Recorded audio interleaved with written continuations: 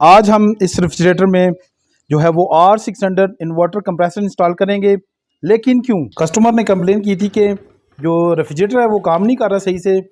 और जब हमने अगर देखा यहाँ पे तो देखें फ्रीज़र में मुकम्मल तौर पे जो आइस है वो पानी की शक्ल इख्तियार कर चुकी है। सबसे पहले जो है वो कंप्रेसर को टेस्ट करेंगे। इसके लिए मल्टीमीटर हमने यहाँ पे रिले के साथ लगा दिया है और इसके बाद जो है वो हम इसको इलेक्ट्रिक दे देते हैं और देखते हैं कि सिस्टम क्या करता है। और हमने इलेक्ट्रिक लगाई और ये 14 एम्पेयर 13 एम्पेयर और ये सिस्टम बंद हो गया। नेक्स्ट स्टेप में हम क्या करेंगे कि कंप्रेसर या रिले में से फॉल्ट ढूंढेंगे कि किस में है। तो इसके लिए देखें हम ये रिले को यहाँ से आउट कर देंगे। हमारे पास ये एक नई रिले है तो जिससे हम ये कंफर्म करेंगे कि जो कंप्रेसर में पुरानी रिले लगी है वो ख़राब तो नहीं है। इसके साथ साथ हम क्या करेंगे कि डायरेक्ट इलेक्ट्रिक देंगे तो हमें इससे कंफर्म हो जाएगा कि रेफ्रिजरेटर के किसी और पार्ट में जो प्रॉब्लम नहीं है, सिर्फ रिले या कंप्रेसर में से कोई एक प्रॉब्लम कर सकता है।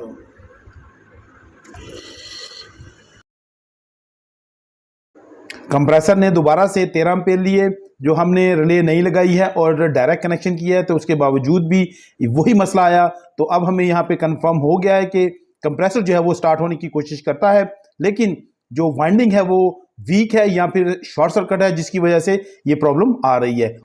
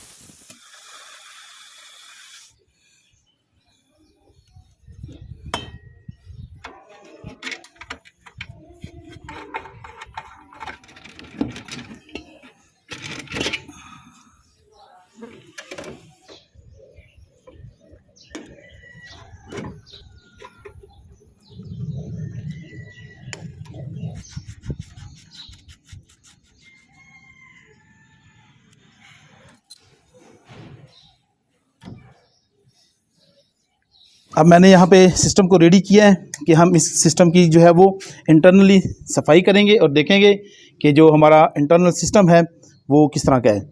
इसमें बहुत ज़्यादा ऑयल वगैरह तो नहीं है, जिससे कि हमें इसके अंदर इंटरनल पोजीशन का बहुत अच्छे से अंदाज़ा हो जाएगा। लेकिन यहाँ पर मैं आपको एक सलाह भी दूंगा और एक वार्निंग भी दूंगा। अगर आप नाइट्रोजन के साथ काम करने में एक्सपर्ट नहीं हैं तो आप बिल्कुल भी हाई प्रेशर गैस के साथ प्ले नहीं करें, क्योंकि बहुत डेंजर होती है। ये पाइप भी फट सकता है, एक्सीडेंट भी कोई हो सकता है। तो इसलिए आपने अपने रिस्क पे ये काम करना है, क्योंकि ये काम जो है वो ज़रा रिस्की है। अब यहाँ पे देखें मैंने कैप्री ट्यूब के साथ जो है वो इस पाइप को लगाया है। तो हम इसके जो वेपरेटर है अंदर से, इसकी दोनों की सफाई करेंगे। यहाँ पे गैस को जो है मैं बहुत स्लोली खोलूँगा ताकि किसी किस्म का बहुत ज़्यादा एक्स्ट्रा प्रेशर जो है वो यहाँ पे ना जाने पाए।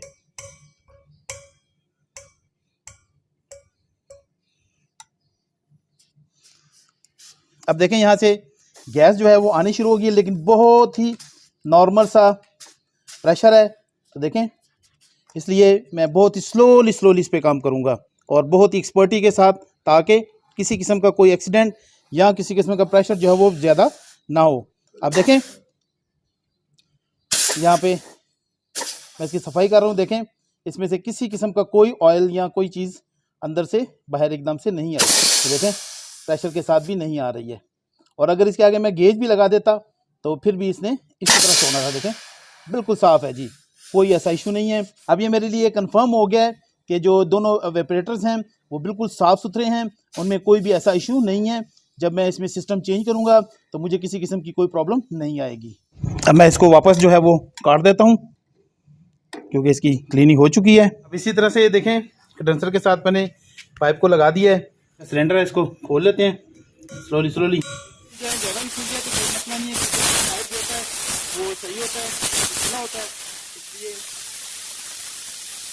इसको दोबारा बंद कर देते हैं। मैं आपको दिखाना चाहता हूँ कि ये जो ट्रे था इसको मैंने काट दिया है। तो इसलिए कि यहाँ पे जब मैं कंप्रेसर लगा रहा था और मैंने चेक किया तो पीसीबी जो था इसके साथ लग रहा था, तो इसलिए मैंने इसको ज़रूरत के मुताबिक कम कर दिया है।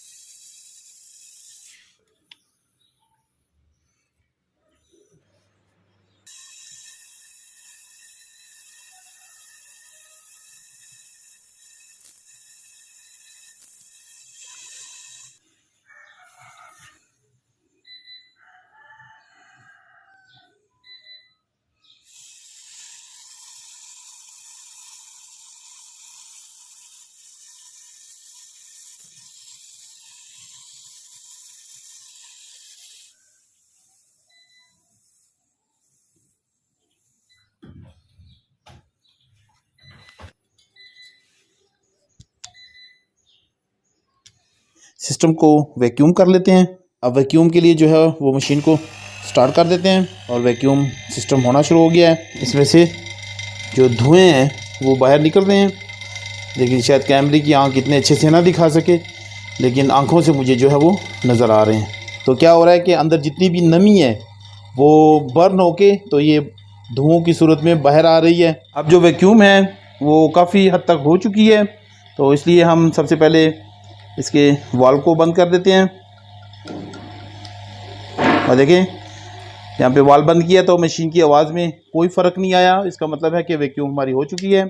और वैक्यूम पंप से वाल्व को जो है वो हटा देंगे। इस फ्रिज में जो है वो हम R600A गैस जो है वो चार्ज करेंगे। तो ये इसका डिस्पोजेबल मैं सिलेंडर लेके आया हूँ, तो इसके ज़रिए से हम ये काम करेंगे।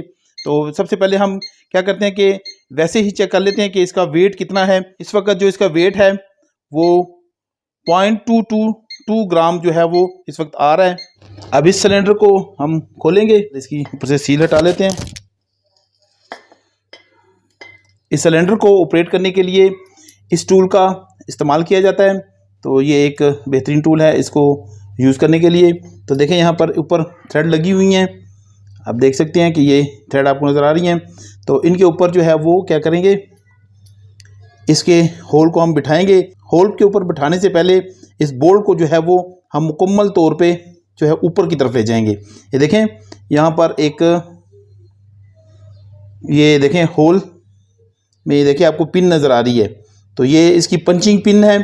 तो ये आपने लगाने से पहले जो है वो ये पिंचिंग पिन जो है वो ऊपर की तरफ ले जानी है। अब ये मुकम्मल तौर पे जो है वो ऊपर चली गई है।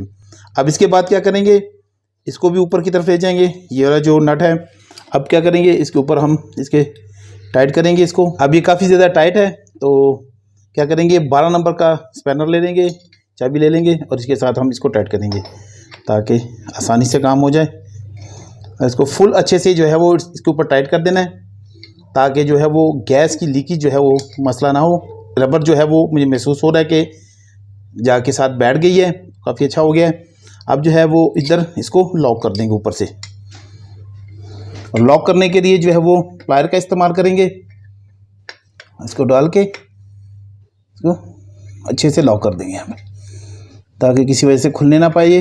ये सिलेंडर जो है अब रेडी है यूज़ के लिए। अब दोबारा से जो है वो हम इसका वेट कर लेते हैं कि इसके साथ इसका कितना वेट है, ताकि हमें आसानी हो बाद में जो है वो काम करने के लिए।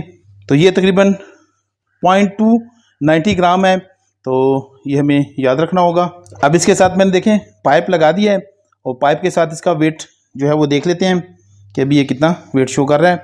तो ये तकरीबन 0.366 ग्राम जो है वो शो कर रहा है। अब इसके सिलेंडर को हम ऑन कर लेंगे। तो ऑन करने के लिए क्या करेंगे, इसमें पंच करेंगे। तो देखें अब इसको हम नीचे की तरफ प्रेस करते जाएंगे और देखें मेरे ख्याल से होल हो गया है। और अब जो है मैं इसको वापस खोल दूंगा। अभी नहीं हुआ जी।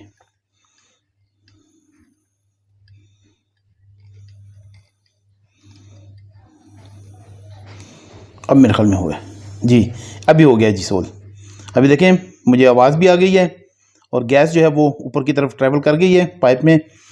अब इसका वेट जो है वो बहुत इंपॉर्टेंट है ताकि हम एक्यूरेसी के साथ जो है वो इसमें गैस जो है वो इंटर कर सकें।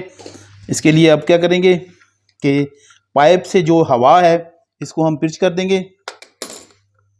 और ये देखें जी, ये पिच हो गई।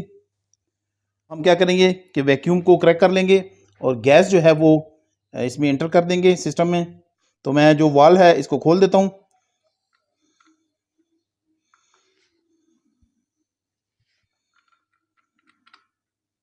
अब तकरीबन हमने 13 ग्राम जो है वो यहाँ पे हमें शो कर रहा है कि 13 ग्राम जो है वो सिस्टम में जा चुकी है। अब तकरीबन हाफ एन आवर हो चुका है जब मैंने वैक्यूम को क्रैक किया था और इसमें गैस जो लिक्विड की शक्ल में चार्ज की थी। अब हम क्या करते हैं कि इसको ऑन कर देते हैं सिस्टम को। अब इसके साथ मैंने देखें वाट मीटर जो है वो इंस्टॉल कर दिया है। जो कंप्रेसर है वो 36 वाट ले रहा है और ये पीएफ दिखा रहा है और ये इसके जो अम्पेयर्स हैं 0.29 जो है वो अम्पेयर्स इस वक्त सिस्टम ले रहा है। गैस चार्जिंग जो है वो तकरीबन कंप्लीट हो चुकी है, लेकिन अब यहाँ पे हम क्या करेंगे कि कंप्रेसर की परफॉर्मेंस को जो है वो चेक करेंगे कि कंप्रेसर जो है वो किस तरह की परफॉर्मेंस दे रहा है। क्योंकि जब मैंने इसमें गैस चार्ज किया है तो तकरीबन 3 से 4 घंटे लग गए इसकी गैस चार्जिंग में। इसके दौरान चूंकि गैस कम होती है तो इसकी मुकम्मल परफॉर्मेंस टोटली जो है वो हम चेक नहीं कर पाते। इसलिए मैंने क्या किया है कि फ्रिज को जो है वो मैंने मुकम्मल तौर पे बंद कर दिया था कंप्रेसर को। और देखें दोनों दरवाजे फ्रिज और फ्रीज़र के मैंने दरवाजे खोल दिए थे। 5 से 6 घंटों के बाद मैं अब दोबारा वापस आया हूँ और इस वक्त देखें जो टेम्परेचर है इसका 12.4 डिग्री है और जबकि टाइम इस वक्त जो है वो 5:51 हुए हैं। तो अब मैं क्या करता हूँ कि कंप्रेसर को स्टार्ट करता हूँ और फिर टेम्परेचर वगैरह चेक करेंगे इसका, ताकि हमें समझ आ सके कि ये किस तरह की परफॉर्मेंस देगा। अब कंप्रेसर को मैं स्टार्ट कर देता हूँ ताकि हमें इसकी टाइम पीरियड में पता चल सके कि ये किस तरह की परफॉर्मेंस दे रहा है।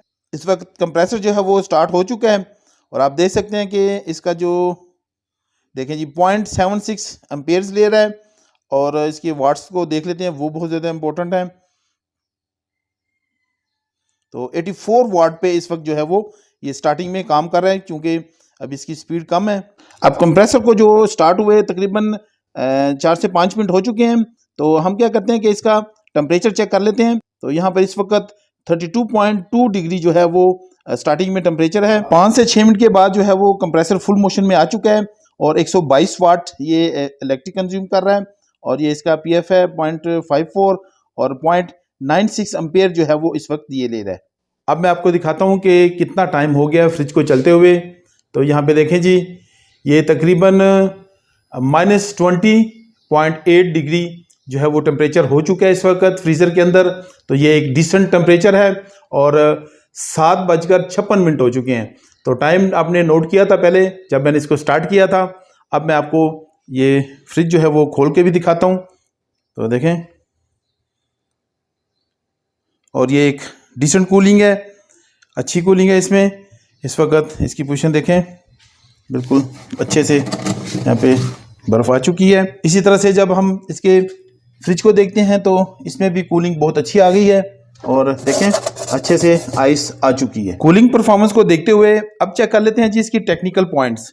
तो सबसे पहले जो चीज़ हम चेक करेंगे वो है जी इसकी इलेक्ट्रिक। तकरीबन 2 घंटों के बाद जो है वो देखें यहाँ पे ये पीएफ दिखा रहा है 0.58 और ये इसके एम्पेयर्स हैं 0.901 एम्पेयर जो है वो ले रहा है और इसके वाटेज जो है वो सबसे ज़्यादा इंपॉर्टेंट है।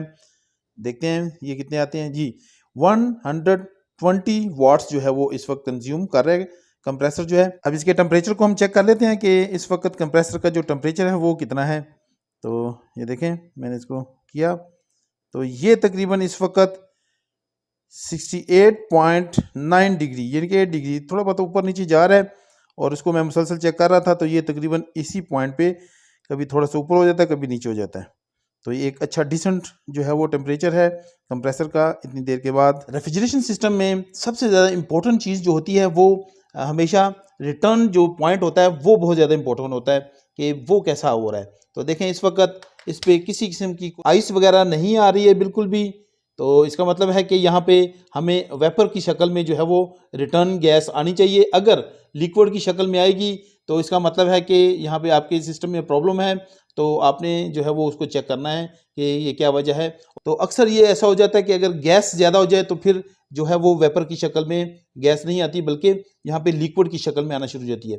और इसकी सबसे बड़ी निशानी ये है कि यहाँ पे आइस आना शुरू हो जाएगी। जब ऐसी पोजीशन आ जाए तो इसका मतलब है कि ये एक डेंजर पॉइंट है और आपका कंप्रेसर जो है वो इससे ख़राब हो सकता है जल्दी। अब मैं रिटर्न पाइप का जो है वो टेम्परेचर चेक कर लेता हूँ कि इस वक्त कितना आ रहा है। ये पाइप जो है वो 30.6 डिग्री का जो है इसका टेम्परेचर है, तो ये भी एक डिसेंट टेम्परेचर है। ओवरऑल परफॉर्मेंस जो है फ्रिज की बेहतरीन है। अब बात कर लेते हैं कि हमने इसमें गैस कितनी चार्ज की है।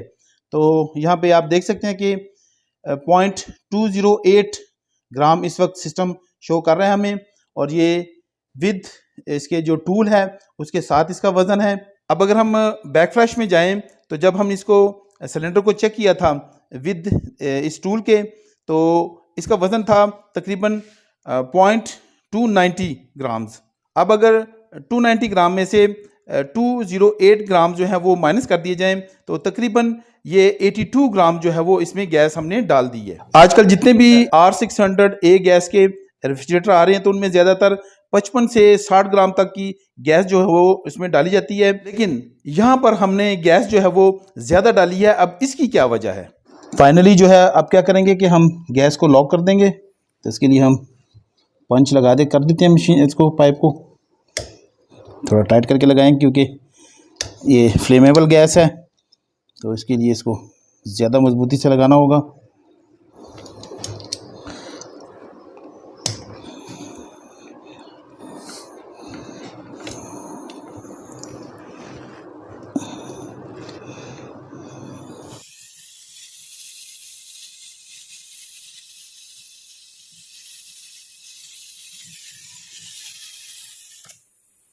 इस फ्रिज में जो पहले कंप्रेसर लगा हुआ था वो कुछ इस तरह से है, और जो गैस थी इसमें वो R134A है।